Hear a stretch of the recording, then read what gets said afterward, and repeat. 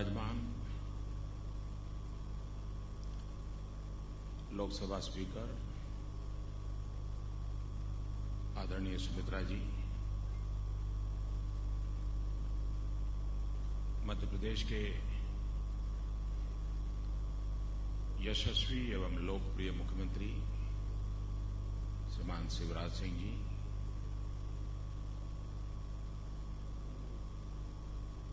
राज्य और केंद्र के मंत्रिपरिषद के सभी महानुभाव, उद्योग जगत के कैप्टन्स, विदेशों से आए हुए सारे मेहमान, भाइयों और बहनों, ये ऐसा कार्यक्रम है कि जिसमें मुझे पूरा समय रुकना चाहिए। 2 दिन हो तो 2 दिन रुकना चाहिए।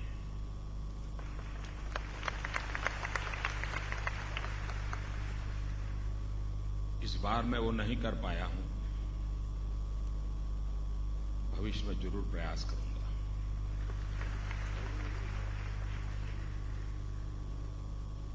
क्योंकि मैं भली भांति जानता हूं कि देश की ताकत राज्यों में निहित होती है, और जो राज्यों की ताकत समझता है वो ही देश को ताकतवर बना सकता है।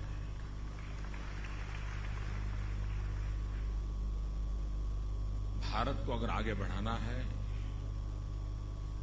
तो राज्यों का आगे बढ़ना बहुत आवश्यक है। भारत एक पिलर पे ऊंचाई प्राप्त नहीं कर सकता है।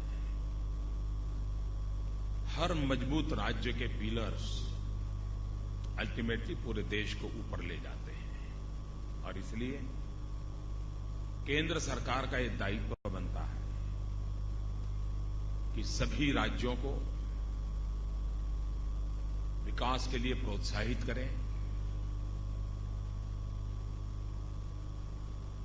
जहां जरूरत पड़े वहां पूरी शक्ति से उनके साथ जुड़े रहें, और तब जाकर के हम विकास की नई ऊंचाइयों को पार कर पाएंगे।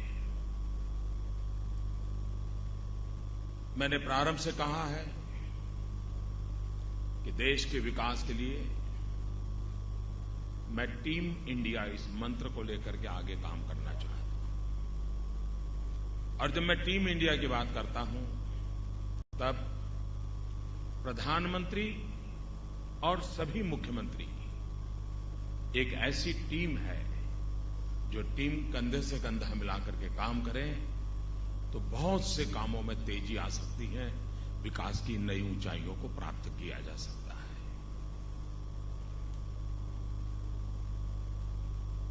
मुझे मुख्यमंत्री के नाते काफी अनुभव रहा है,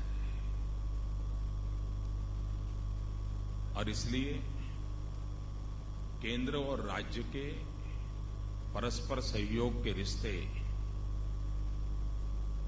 कितनी ताकत दे सकते हैं, इसका मुझे पूरा पूरा अंदाज है और स्वानुभव से अंदाज है। और अगर सहयोग न हो तो कितनी तकलीफ होती है, इसका भी पूरा अंदाज है। और मुझे अकेले को नहीं, शिवराज जी को भी पता है। उन्होंने 10 साल कैसे बिताए हैं मुझे मालूम है। और इसलिए भारत जैसे देश को आगे बढ़ाना है तो केंद्र और राज्य के बीच के 36 तो कतई नहीं हो सकता है, होना ही नहीं चाहिए। 36 का आंकड़ा कभी उपयोगी नहीं होगा। केंद्र और राज्य प्रतिस्पर्धी नहीं है। केंद्र और राज्य दुश्मनी भी नहीं करते। केंद्र और राज्य एक दूसरे के पूरक है। और ये मैसेज हिंदुस्तान में काम करना जो चाहते हैं उन सबको होना चाहिए कि आप किसी भी राज्य में जाइए, वो राज्य अगर आपके साथ खड़ा है तो आप लिख के रखिए केंद्र आपके साथ खड़ा है, कोई चिंता करने की जरूरत नहीं है।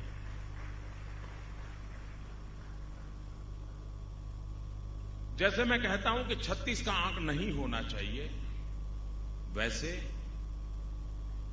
सिर्फ पास होने से भी बात बनती नहीं है कि केंद्र और राज्य पास खड़े हैं। पास खड़े रहते हैं तो 1+1 2 होता है। 36 से बाहर निकल गए, अच्छी बात है, लेकिन यहां पर अटकने से काम नहीं होगा। पास अगर है तो 1+1 2 होता है। मुझे तो इससे भी 2 कदम आगे जाना है। पास नहीं, साथ होना है।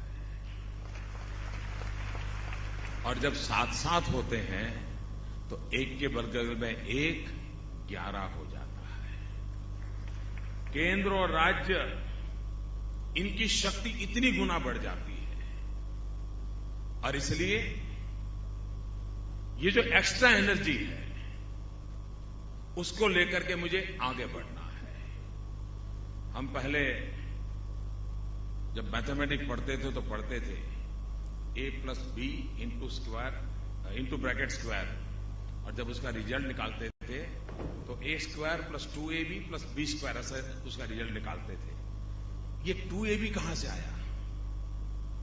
ये 2ab है, वो जुड़ने की एक एक्स्ट्रा एनर्जी होता है। जब वो संगठन का ब्रैकेट लग जाता है, केंद्र और राज्य का मिलन हो जाता है, a+b इंटू ब्रैकेट स्क्वायर हो जाता है, तो a² + 2ab, ये जो 2ab निकलता है वो एक एक्स्ट्रा एनर्जी बनता है।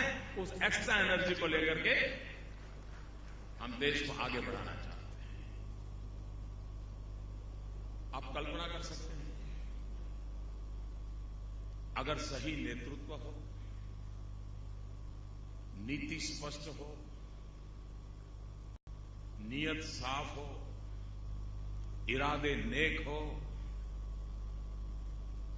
दिशा निर्धारित हो, मकसद पाने का इरादा हो, तो बीमारू राज्य भी प्रगतिशील राज्य बन सकता है। इसका उत्तम उदाहरण शिवराज जी, उनकी टीम और मध्य प्रदेश ने दिखाया।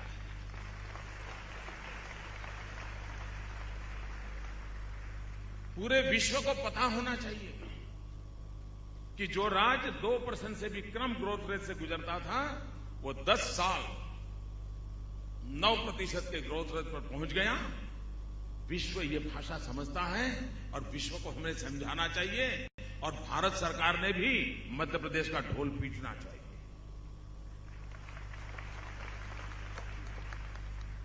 दुनिया जाने के भी कैसे बदलाव आ रहा है।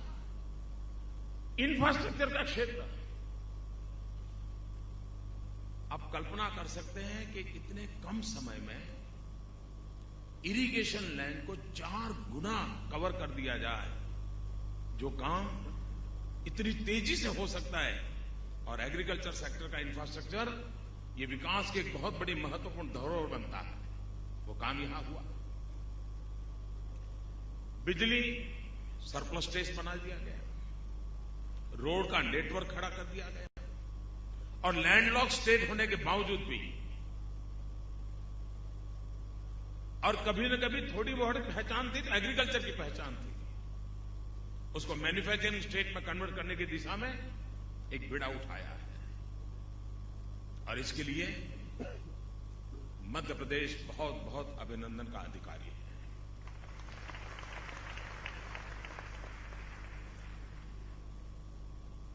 भारत के सामने एक प्रमुख लक्ष्य है, और वो प्रमुख लक्ष्य है रोजगार उपलब्ध कराना।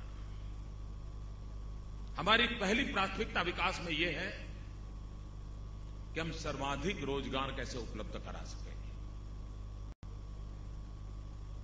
यह देश नौजवानों का देश है। उनके हाथ में अगर रोजगार के अवसर होंगे, तो केंद्र और राज्य मिलकर के जितनी ताकत से आगे बढ़ते हैं, अगर इन नौजवान की भुजाएं हाथ लग जाएं, तो शायद ऊंचाइयों को पार करने में हमें देर नहीं लग जाएगी। ये मेरा विश्वास है। और इसलिए हम, चाहे मैन्युफैक्चरिंग सेक्टर हो, चाहे एग्रीकल्चर सेक्टर हो, चाहे सर्विस सेक्टर हो, तीनों को समान रूप से बल दे करके अधिकतम रोजगार उपलब्ध हो, उस दिशा में हम काम को आगे बढ़ाना चाहते हैं। जब हम मेक इन इंडिया कहते हैं तो हम विश्व को विश्वास दिलाना चाहते हैं कि अपार संभावनाएं पड़ी है। कृपा करके भारत को सिर्फ बाजार मत समझिए। विश्व का ध्यान भारत पे इस पर गया कि उनको लगा 125 करोड़ देशवासियों का मार्केट है, चलो माल डंप करो, बेचो और मुनाफा कमाओ।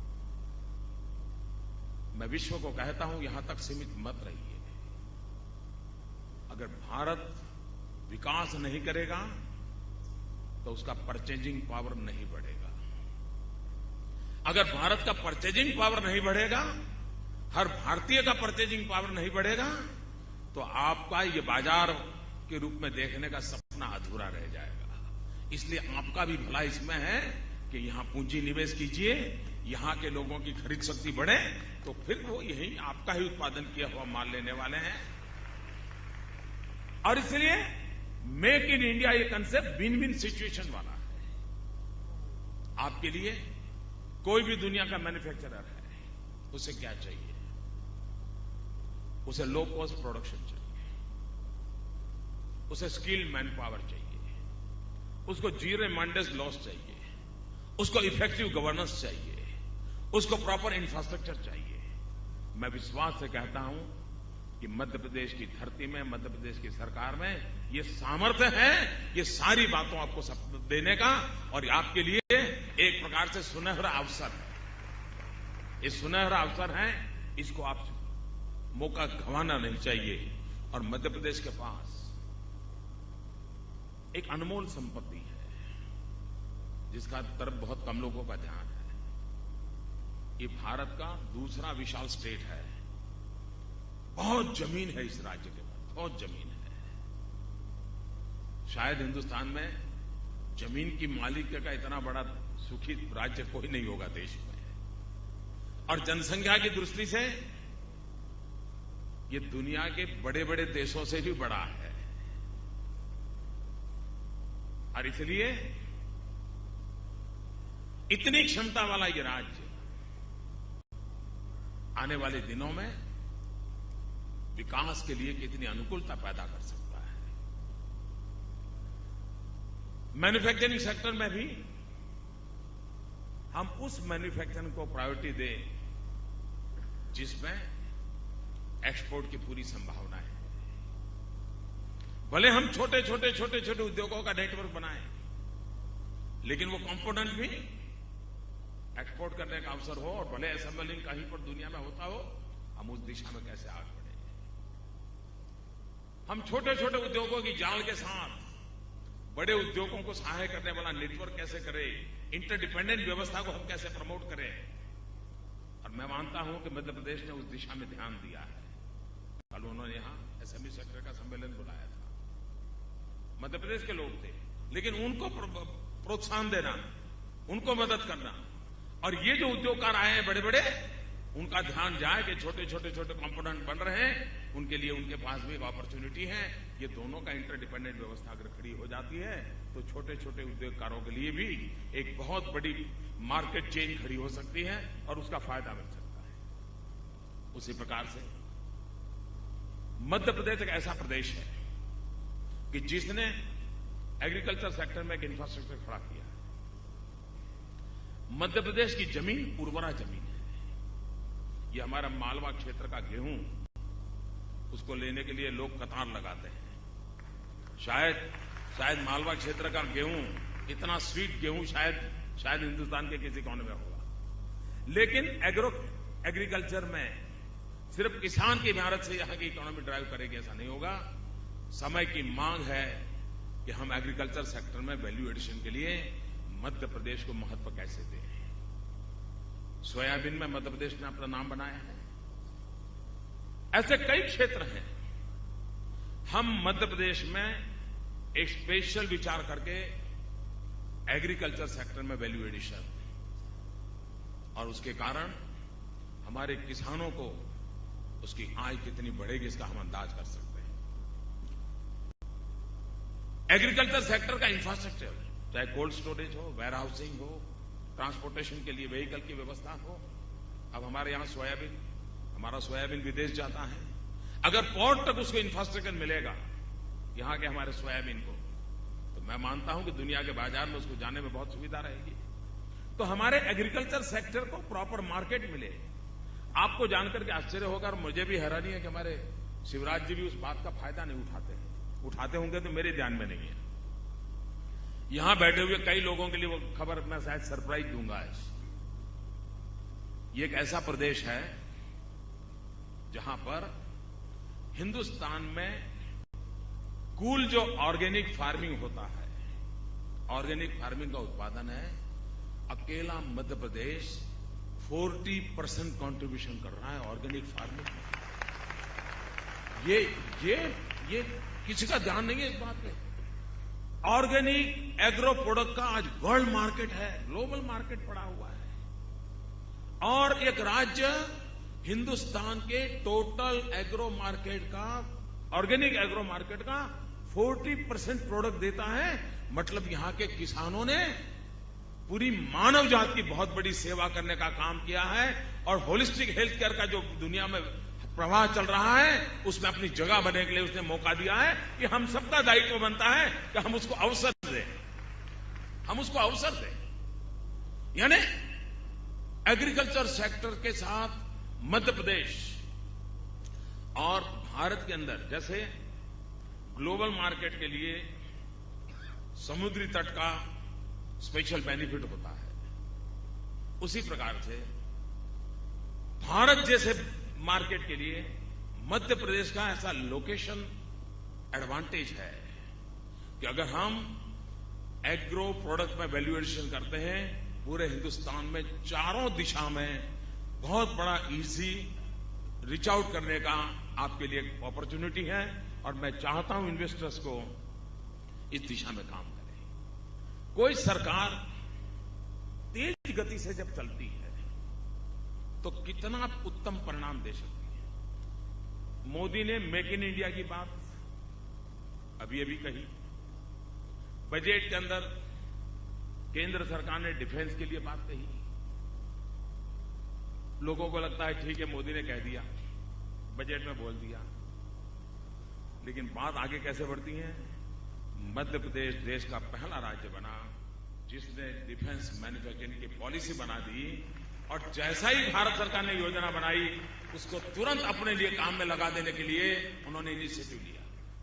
ये जो है विकास के लिए यही तौर तरीके हैं जो अल्टीमेटली काम करते हैं। उन्होंने तुरंत अपने राज्य के रिसोर्सेज, अपने राज्य के कानून, अपने राज्य की स्थिति और डिफेंस मैन्युफैक्चरिंग सेक्टर के लिए परंपरागत रूप से जबलपुर और ग्वालियर उसने अपनी एक जगह थी, ठीक कालक्रम में सब नष्ट हो गया या तो हालत बड़ी खस्ता हो गई, लेकिन वहां पर नेचुरल टेंडेंसी पड़ी हुई है जबलपुर और ग्वालियर में। जबलपुर और ग्वालियर की जो नेचुरल टेंडेंसी है और शिवराज सिंह की सरकार ने जो डिफेंस पॉलिसी लाए हैं, डिफेंस मैन्युफैक्चरिंग सेक्टर के लिए पॉलिसी लाए हैं, और भारत सरकार का जो इनिशिएटिव है, मैं मानता हूं भारत को डिफेंस के सेक्टर में सेल्फ सफिशिएंट बनाने की दिशा में एक महत्वपूर्ण कदम मध्य प्रदेश ने उठाया है।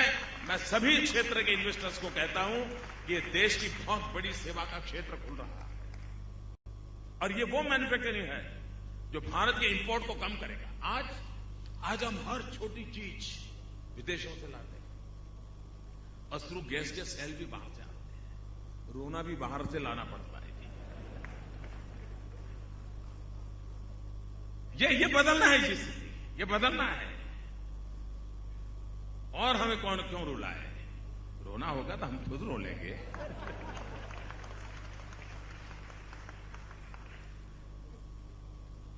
लेकिन एक अच्छा काम उन्होंने किया, डिजिटल इंडिया।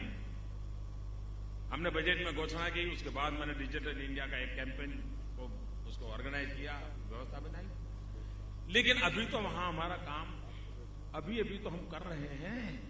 और मध्य प्रदेश डिजिटल इंडिया को धरती पर उतारने के लिए 2 इलेक्ट्रॉनिक एस्टेट को बनाने का शिलान्यास कर देता है। आप देखिए केंद्र और राज्य मिलकर के उस योजना के प्रकाश में, इस विजन के प्रकाश में योजनाओं को इंप्लीमेंट करने का काम कितना तेजी से हो रहा है। प्रधानमंत्री जनधन योजना बनी।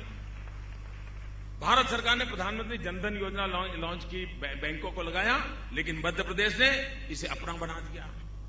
इतने कम समय में 36 लाख लोगों के बैंक अकाउंट खोलने का काम मध्य प्रदेश ने कर दिया। और इतना ही नहीं, उन्होंने भारत सरकार से भी 2 कदम आगे गए। उन्होंने परिवार को एक यूनिट बनाया बैंक अकाउंट के साथ, और गवर्नमेंट बेनिफिट स्कीम को परिवार के साथ जोड़ करके ट्रांसफर करने की एक परफेक्ट प्लानिंग कर करके गरक दिया। यानी भारत सरकार का कोई विजन हो, उसके साथ राज्य सरकार इमीडिएटली उसको पकड़ करके अगर आगे बढ़ती है तो कितना फायदा होता है। मैं यहां मध्य प्रदेश की एक एक घटनाओं को बारीकी से देखता हूं और उसके आधार पर मैं बता रहा हूं, और मैं कोई कागज लेके नहीं बोल रहा हूं।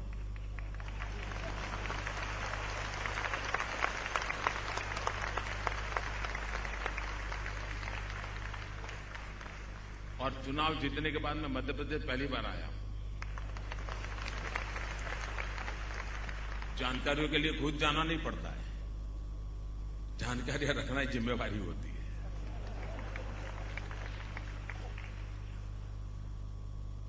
कहने का तात्पर्य यह है कि अगर केंद्र सरकार को हर राज्य के सामर्थ्य का पता हो, केंद्र को अगर राज्यों की प्रायोरिटीज का पता हो, केंद्र को राज्य के रिसोर्स का पता हो, और किन चीजों में जुड़ने से देश को भला होगा, इसका परफेक्ट प्लानिंग हो, मैं मानता हूं बहुत तेज गति से आगे बढ़ सकते हैं। और आज के इस इवेंट से ये बात सबूत हो जाती है कि काम कैसे आगे बढ़ाया जा सकता है। जैसा मैंने पहले ही कहा, मैं एक और विषय सभी राज्यों से कहना चाहता हूं, सिर्फ मध्य प्रदेश को मैं कह रहा हूं ऐसा नहीं है। अब समय बदल चुका है। कोई देश, राज्य तो छोड़िए, कोई देश अकेला अपनी दुनिया लेकर के अपने ही सपनों में नहीं जी सकता।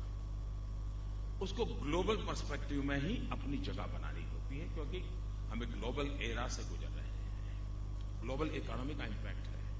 पहले मुंबई का शेयर बाजार कुछ करता था तो 24 घंटे के बाद इंपैक्ट महसूस होता था, और न्यूयॉर्क के मार्केट में कुछ होता है तो दूसरी सेकंड पे हिंदुस्तान के मार्केट पे इंपैक्ट होता है। जगत बहुत बदल चुका है, और इसलिए हमने भी अपने को इस रूप में सज्ज करना चाहिए।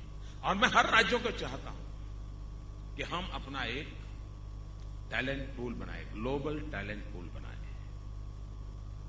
एक ग्लोबल टैलेंट पूल का मेरा कल्पना यह है कि आपके राज्य के नागरिक दुनिया में कहीं कहीं बसे हैं। अगर हर गांव में पूछोगे भाई आपके गांव में कितने लोग विदेश है, तो गांव वाले बता देंगे 5 लड़के हमारे विदेश हैं।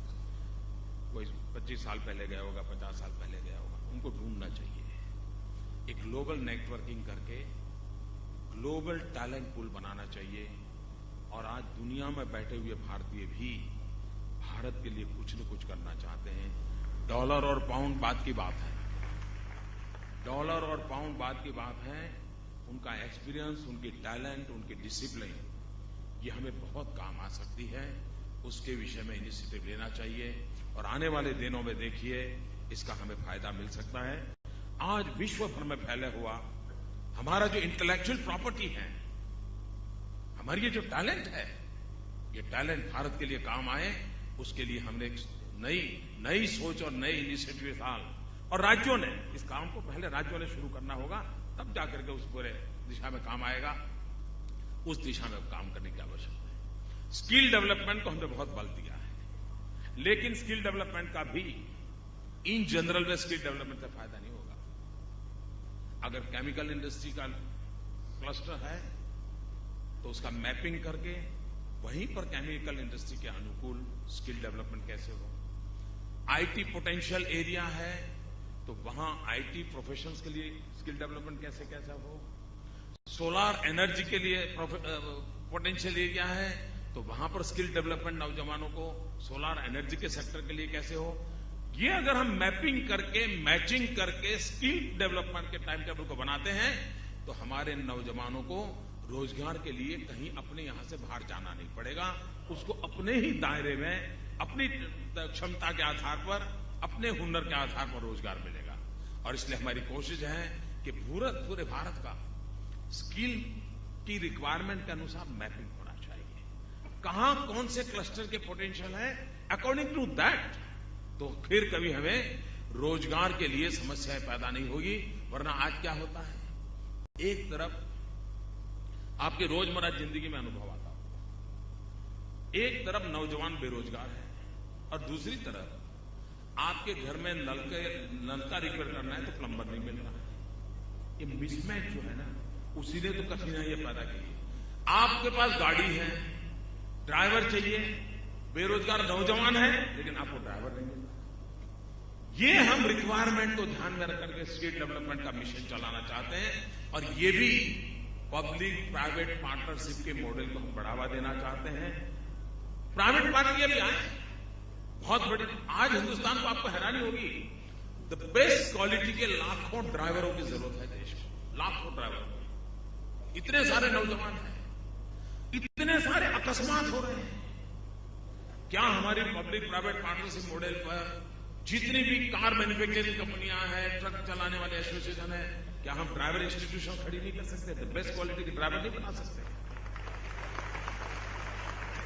कहने का मेरा तात्पर्य यह है कि हमने इन सारे कारोबार को बड़े प्रैक्टिकल धरा पर लाना पड़ेगा।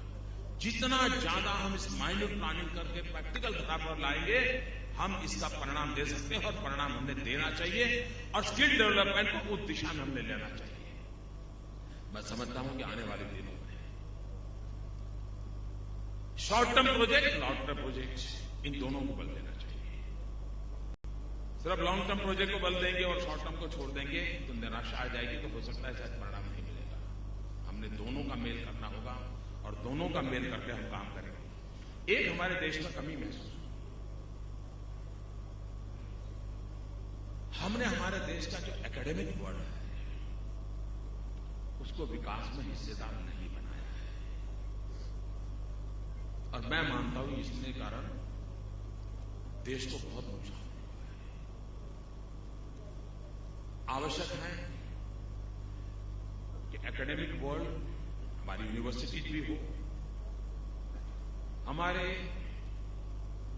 पॉलिसी मेकर्स हो, गवर्नमेंट के, फाइनेंशियल इंस्टीट्यूशंस हो और इन्वेस्टर वर्ल्ड, ये चार प्रकार के लोग बार बार साथ बैठ करके विचार विमर्श करना चाहिए। तब जाकर के हमारी यूनिवर्सिटी भी उस सिलेबस को तैयार करेगी कि भाई अगर मेडिकल साइंस में स्टेम सेल का युग आने वाला है तो आज मेडिकल साइंस में स्टेम सेल की एजुकेशन हो रहा है कि नहीं हो रहा है, लेबोरेटरी में स्टेम सेल के लिए आवश्यक प्रक्रिया है कि नहीं है, मैन्युफैक्चरर स्टेम सेल के लिए जो इक्विपमेंट मैन्युफैक्चर करना चाहिए वो उसको मालूम है कि नहीं है। अगर ये पूरा हम बैठ करके सोचते हैं तब तो हम परफेक्ट प्लानिंग कर पाएंगे।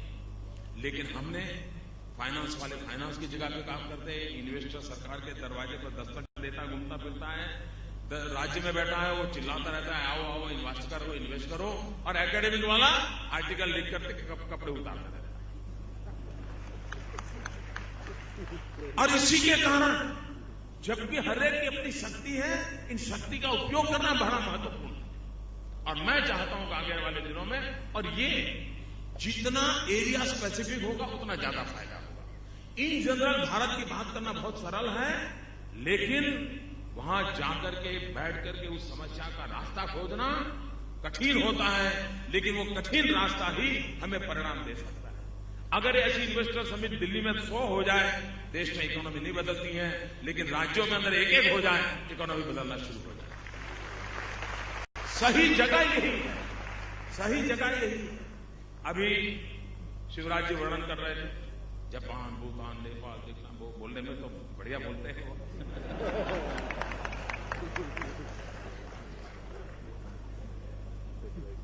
देखिए इन दिनों विदेश में जो गया, जिन जिन देशों ने भारत में पूंजी निवेश की बात कही है, एक प्रकार से मैं कहता हूं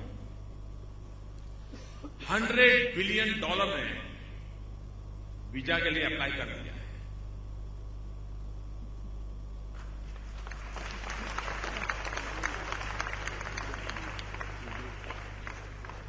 जापान हो, चीन हो, अमेरिका हो, $100 बिलियन ने वीजा के लिए अप्लाई कर दिया है। अब उस राज्य में दम चाहिए कि इसमें से जितना मार करके ले जाए वो रास्ता खुला पड़ा है। जो राज्य अपने आप को तैयार कर देगा, अपने आप को तैयार कर देगा, उसके लिए ये मौका है।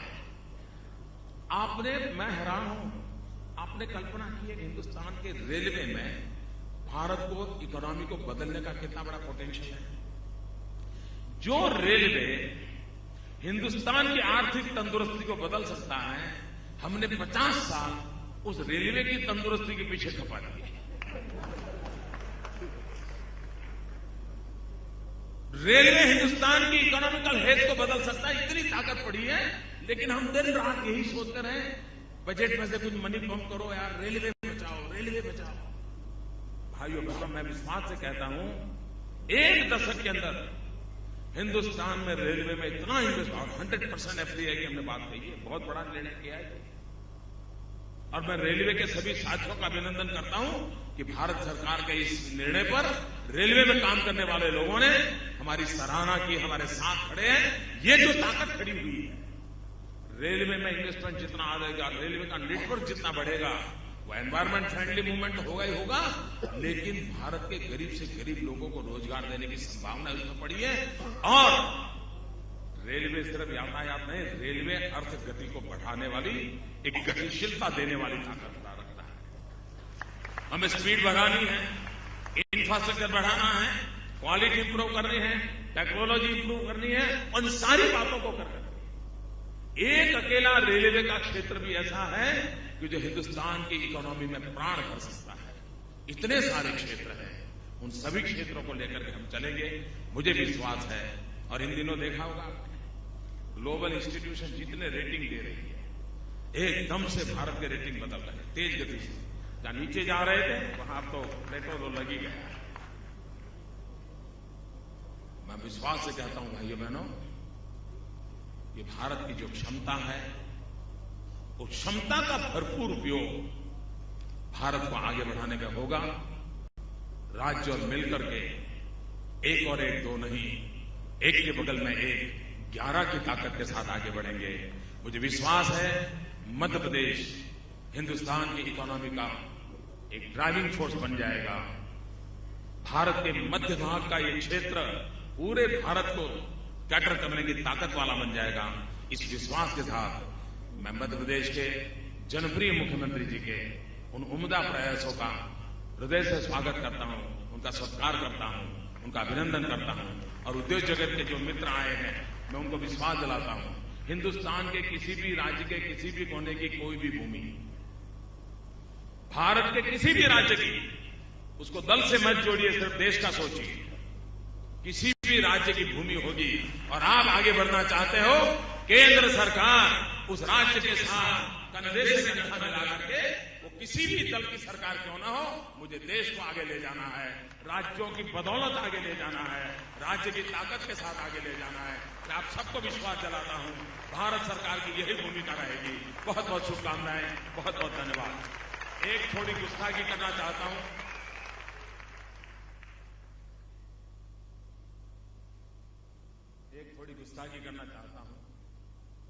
एक तो मैं क्षमा मांगता हूं, मैं बीच में से जा रहा हूं। दूसरा, मैं शिवराज जी को बहुत सालों से जानता हूं, उनके स्वभाव को भी जानता हूं, और प्रोटोकॉल कहता है कि वो मुझे एयरपोर्ट पर छोड़ने के लिए आए हैं, लेकिन देश की भलाई का एजेंडा कहता है कि वो यहां रुके।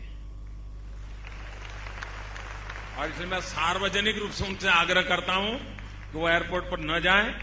प्रधानमंत्री वापस नहीं आएंगे, आप चिंता मत कीजिए, आप यही रुकिए और इस समारोह को आगे बढ़ाइए। कृपा करके हम बताइए।